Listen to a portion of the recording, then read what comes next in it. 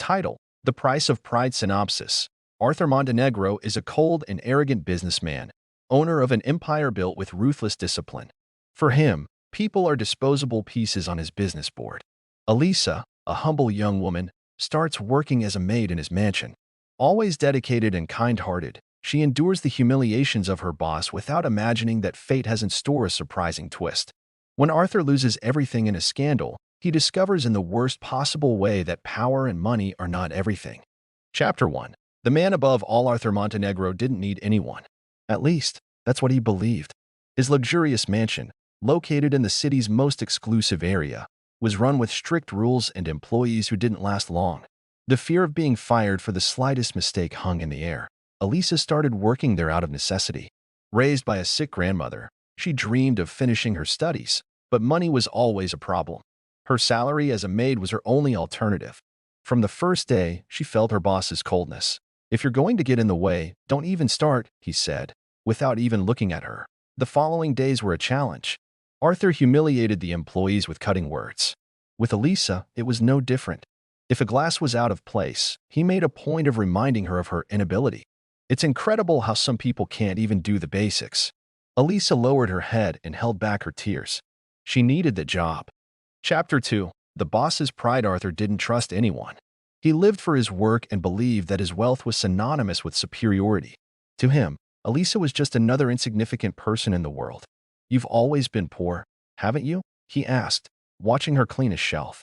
"And you always will be, because people like you don't know how to dream big." Elisa didn't answer, but those words hurt her more than he could have imagined. Arthur's contempt grew. One day, irritated by a cup that wasn't in its correct place, he spilled all the coffee on the floor. "Clean up this mess. That's all you're good for."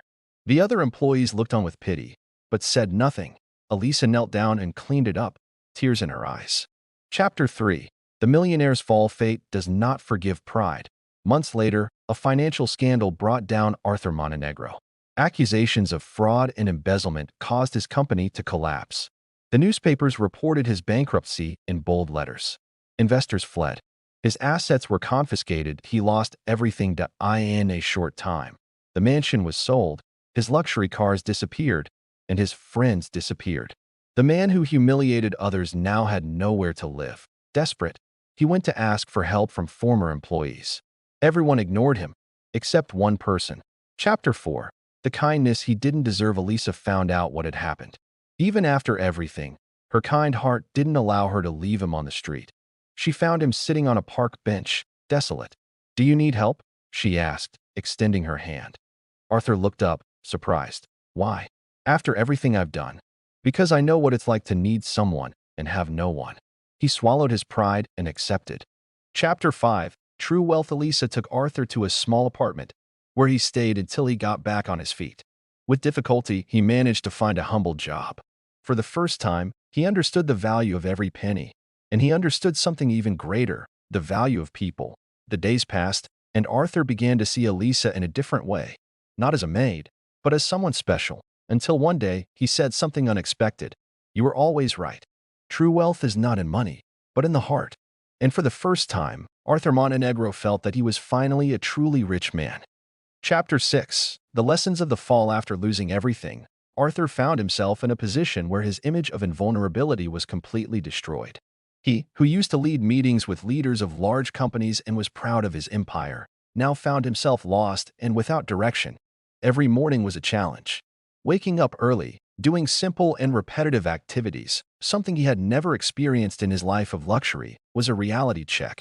Elisa followed him closely, but without pressuring him. She knew he needed time to accept his new life. She helped him adapt to the new rhythm, without judging him. In their conversations, she began to share more of her story, her difficulties, and her dreams. "I don't understand, Elisa. Why do you still help me? After everything I've done?" he asked one morning, while drinking a simple coffee made by her. Elisa looked at him with a soft smile. "Because, in the end, we all make mistakes. But life is not about the mistakes we make, it is about how we get up after them." Arthur began to understand that the moral of his life was no longer about power or wealth, but about who he was as a person. Little by little, he began to accept these lessons that Elisa, with her silent kindness, taught him. Chapter 7. Redefining Success. In the following months, Arthur began to live a simpler life, but with a new outlook on the world. He was no longer the arrogant businessman, but a man who now had to fight to rebuild his life, far from his old friends and luxuries. He began working in a small business, doing tasks that, in the past, he would never have imagined doing. Elisa accompanied him, encouraging him, showing him how to value small victories. But the change was not easy. At first, he still had difficulty dealing with his lack of social status and with criticism from others. People who saw him as a bankrupt millionaire looked at him with contempt. But over time, he got used to the looks, to the humility of his situation. He even learned to do some household chores, such as washing clothes and cooking, things he had never done before.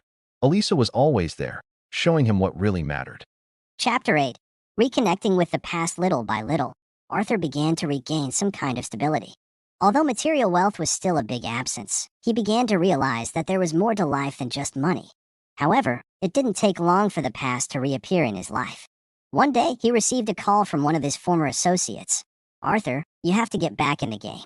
There's a new opportunity for you. You won't be able to start over without us. Things can still be recovered." Arthur looked at his phone, tempted to return to the life he knew, where power and prestige were everything. But when he looked at Elisa, who was working in the kitchen, he had a clear vision of what really mattered. "I'm not going back to that world," he replied, hanging up the phone. This was one of Arthur's greatest victories. He understood that he no longer needed external approval or validation to be happy. True wealth was in how he felt about the simple life he was building with Elisa. Chapter 9. The woman who changed his life over time. The relationship between Arthur and Elisa began to deepen. What began as simple mutual help evolved into a true friendship. Arthur realized that Elisa was not just a person who helped him, but a woman of incredible character, with a vision of life that he had never imagined. She, in turn, noticed the genuine change in Arthur and began to see him in a new light. One day, while they were walking in the park after work, Arthur did something he had never done before. He opened his heart. "Elisa, you have been more than just a friend to me. You have been my lifesaver. I don't know what I would do without you." Elisa smiled, lightly touching his hand. "And I don't know what I would do without you, Arthur. You have shown me that it is possible to change, to grow, and to be better. I believe in you." Those words were the beginning of something deeper between them. Arthur came to see Elisa not only as a person who helped him, but as a woman who, despite all the difficulties she had faced, maintained an unshakable kindness and strength. Chapter 10. The price of true wealth. As his life changed, Arthur came to understand that true wealth was not in the accumulation of material goods, but in building genuine bonds with people. Money might be lost, but friendship, love, and respect would never disappear if they were cultivated sincerely. On an ordinary day, sitting on the small balcony of the apartment where he now lived, Arthur reflected on everything he had been through. He remembered how he had humiliated people in the past, believing he was superior to them.